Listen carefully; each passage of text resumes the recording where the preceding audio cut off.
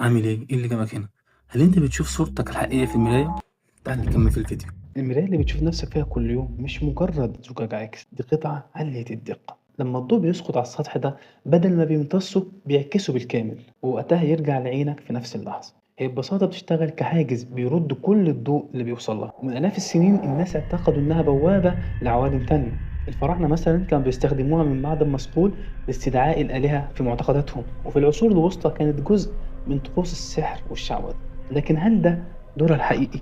طبعًا لأ، هي ليها دور أعمق من كده بكتير، هي بتورّيك نَفْسك بشكل مختلف تمامًا عن اللي بيشوفه الناس. دماغك بيشوف الصورة معكوسة، ودي الصورة اللي هو متعوّد عليها، لكن الناس بتشوف صورتك الحقيقية. المراية مش بتعكسك يمين وشمال، بتعكسك قدّام وورا، يعني بتشوف أبعد نقطة في وشّك هي الأقرب للانعكاس، لكن المُخ في الحالة ديّة بيفسّرها إنها معكوسة جانبيًا، والأغرب إنك مش شايف نَفْسك في اللحظة الفعلية أو في الوقت الفعلي، لكن في تأخير جزء من المليون من الثانية، بس معناه إنك شايف نسخة منك لكن من وقت فات. وكمان في حاجة في علم النفس اسمها تفكك صورة الذات، وهي لما تبص لنفسك في المراية بضوء ضعيف شوية لمدة طويلة، مخك في الحالة ديت بيبدأ يغير ملامحك لما ما يلاقيش معلومات كافية عشان يرسم بيها الصورة الكاملة. في الحالة دي بيألف واقع من دماغه، وبالتالي في بعض الناس في الحالة ديت بتشوف ظلال، بتشوف تشويش، بتشوف ممكن صورة مختلفة عن نفسها. وممكن بعض الناس خيالهم يوسع شوية ويقول إن هو شاف حد تاني جنبه في المراية، لكن الحقيقة